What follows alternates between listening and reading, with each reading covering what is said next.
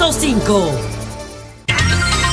10:45 minutos. Señores, con nosotros está el escritor Eliades Acosta Matos, cubano. Elíades es un hombre cubano. Ahí está Elíades Ochoa, el de Buenavista Social Club. Sí. Bueno, el año pasado, creo que fue el año pasado, o hace 2 años, que él estuvo con nosotros cuando puso en circulación La Revolución Inconclusa, y que en 1963, La Revolución Inconclusa. Y ahora él tiene una nueva obra, 1963, La Guerra Mediática al Golpe de Estado. Es decir, aquí está recreado el tratamiento mediático al golpe de Estado de 1963 en la guerra mediática.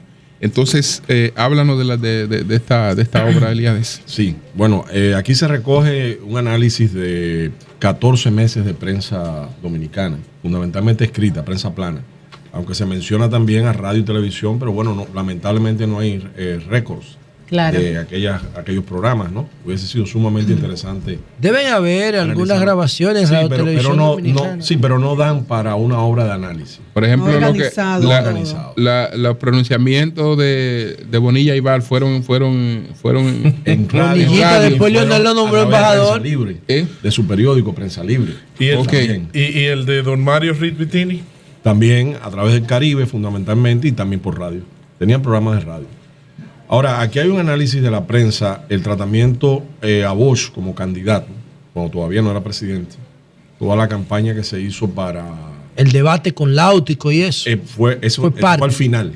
Okay. Eso fue el 17 de diciembre, pero desde noviembre la campaña que se hizo para descalificar al PRD y descalificar a Bosch como candidato. ¿Qué cosas se planteaban, por ejemplo, para desde que importó la lucha de clases y el racismo, cosa que era falsa, ni la lucha de clases ni el racismo se importan. Ni claro. No se traen en una maleta. En una maleta la traen. Desde eso. Qué charlatanes son. Hasta de tener una agenda comunista oculta que no era el discurso público del candidato. Sobre todo eso se con perdón de Julio, pero eso es habitual en la derecha. Y eso se incrementó. Esas acusaciones tremendistas y fabulosas para colocar temas en la agenda pública, pero una cosa descabellada, pero ponen a gente a repetir. Se incrementó de manera muy sistemática, sobre todo después del debate, o que llevó al debate con el padre Láutico García. Sí.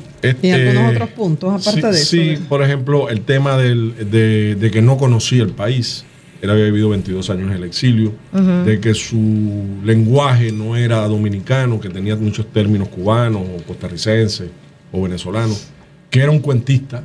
Esa fue una de las acusaciones que se le hicieron. Bueno, él era cuentista y de los mejores de América Latina. Sí. Profesionalmente. Además, un cuentista social. Ahora, Trujillo sus cuentos forman parte de su base ideológica. Claro, Trujillo lo había atacado en algunos folletos a partir de su posición política, donde lo llamaban el cuentista del cuento y cuentero, y de que inventa y que fabula. Entonces, todo eso se unió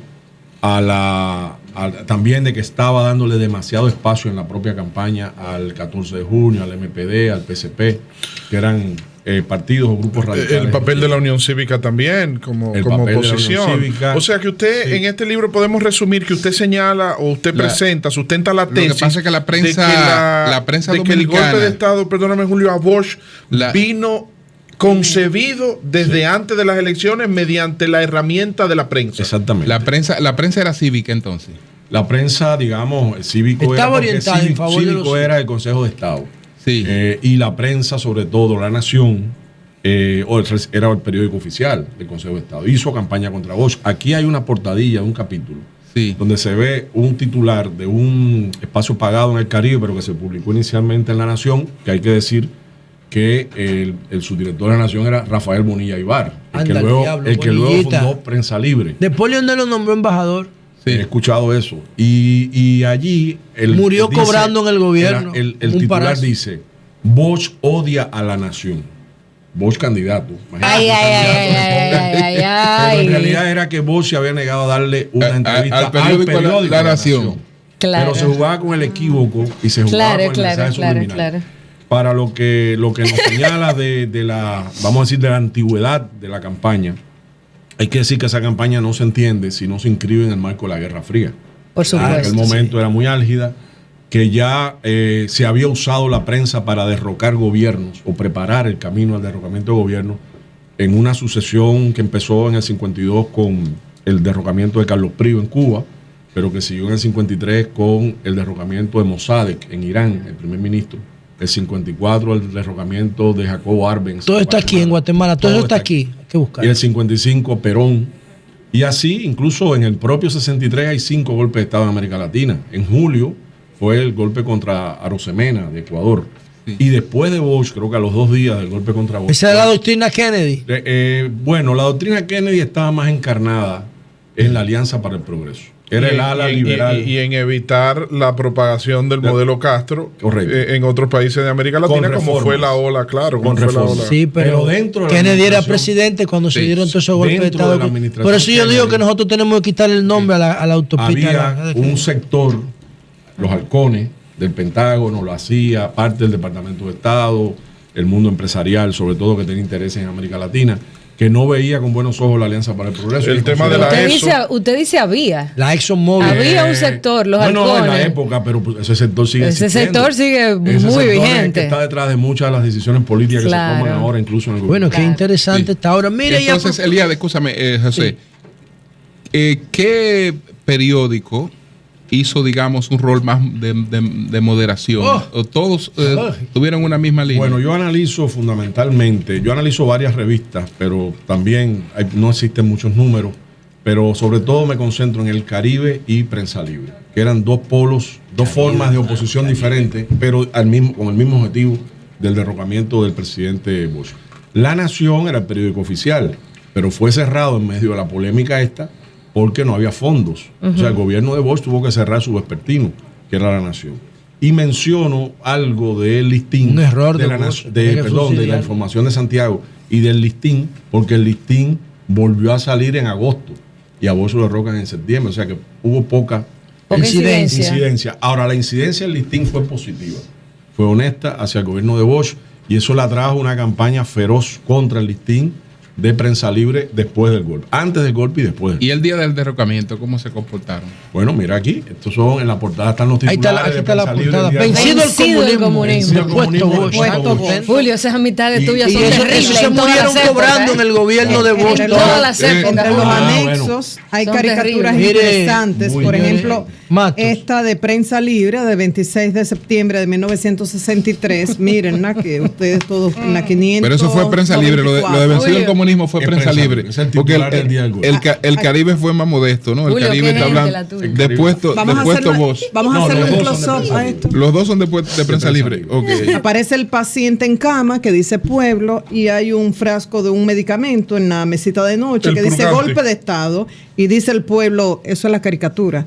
Indudablemente que el trago es amargo, pero fue necesario para mi salud, me limpió. No, y mira arriba el título de la caricatura se llama El Purgante. Después, cuando el partido de Bosch llegó al poder, todos terminaron cobrando en el gobierno, esos parásitos públicos. Veo aquí que don Elías Acosta Matos, también en su obra 1963 de la guerra mediática al golpe de Estado, publica en extenso, de manera íntegra, el comunicado, lo que fue la proclama, ¿no? El comunicado al pueblo de las Fuerzas Armadas y la Policía Nacional de aquel fatídico 25 de septiembre de 1963, firmado por Víctor Elvis Viñas Román, entonces secretario de Estado de las Fuerzas Armadas, Renato Hungría Morel, entonces jefe de Estado Mayor del Ejército, Atila Luna Pérez, jefe de Estado Mayor de la Fuerza Aérea, y Julio Alberto Rip Santamaría, jefe de Estado Mayor de la Marina de Guerra. También Belisario Peguero Guerrero, jefe de la Policía Nacional, Félix Hermida Hijo, presidente del Consejo Superior de Guerra de las Fuerzas Armadas y la Policía Nacional,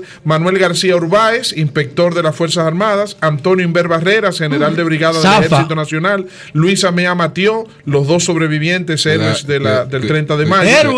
Salvador Montás Guerrero. Cuidado, Víctor, que ahí fue que tú llegaste al poder. Marcos Rivera Cuesta. Yo creo que tú no habías nacido. No, yo no había nacido. Víctor, yo no siga leyendo, Víctor. Esto es parte de la historia y muy buen aporte del señor Elías. Víctor no había nacido, pero Víctor fue parte del Consejo de Estado. Víctor no había nacido. Salvador Montás Guerrero. Yo nací el 3 de julio de 1976. También Salvador Montás Guerrero, Marcos Rivera Cuesta, Ramón Eduardo Cruz Piña, Librado Andújar Matos, Elías Wessing y Wessing, Manuel Ramón Pagán Montás, Braulio Álvarez Sánchez, Neit Rafael Nivar Seijas, Juan Folch Pérez, Andrés Jerónimo Sanz Torres, José María Sánchez Pérez, Carlos María Paulino Asiático, Rafael Saldaña, Rubén Tapia Cese, Sergio de Jesús Díaz Toribio Ismael Emilio Román Carbuz. ¿Cuándo se pone en circulación el libro, Eliade? Que firmaron el documento del golpe de Estado a Bosch. Se pone en circulación hoy, 5 de noviembre, jueves a las 7 de la noche, en el tercer piso de la Biblioteca Nacional Pedro Enrique Ureña, en la sala Juan Bosch. ¿Quién lo va a presentar? Lo va a presentar Edith Febles. Qué bueno. Un saludo para Edith, un beso para Edith, mi gran amiga. Mire, qué bueno. Y usted invitó al doctor Euclides Gutiérrez Félix. Bueno, yo ya tú le dices doctor, ya no le dices historiador de Mano Guayabo. Pero yo he invitado a todo el mundo porque he estado en muchos medios. Y por el doctor Euclides Gutiérrez, yo creo que como un buen historiador, hablé con él la semana pasada en la Feria del Libro de Historia Dominicana en el Archivo. Yo creo que le interesan mucho estos temas. Aunque si usted no le confirió el honor de presentar el libro, él no va. Bueno, pero bueno. Mire, y antes de que ya estamos en el tiempo de ver en la radio, pero ¿qué opina usted de los cambios que se están dando en Cuba a propósito de estos temas de Guerra Fría y eso? Yo pienso saludo para Hugo Vera, que nos regaló unos minutos. La aplastante mayoría del pueblo cubano la apoya dentro y fuera de Cuba. Ajá. El 74% de los anglos en Estados Unidos la apoya. El restablecimiento de relaciones y lo que pasa es que es un restablecimiento incipiente, todavía el bloqueo está.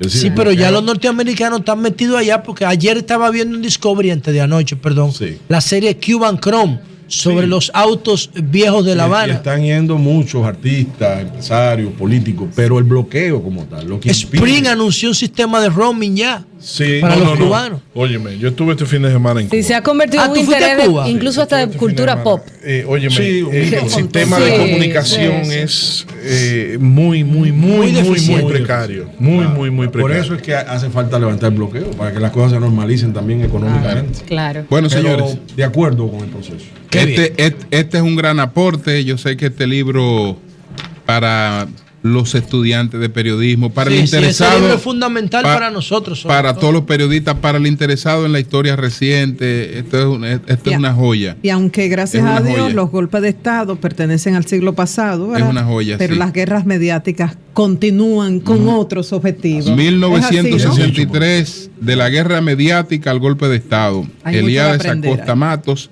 a buscar esta obra que ya estará pues a partir de hoy disponible. Los escritores bien ponen un libro en circulación y ya están pensando en el otro. ¿Ya tiene el tema para el próximo? Bueno, sí, las redes de Trujillo en América Latina. Ya estoy investigando hace tiempo sobre eso.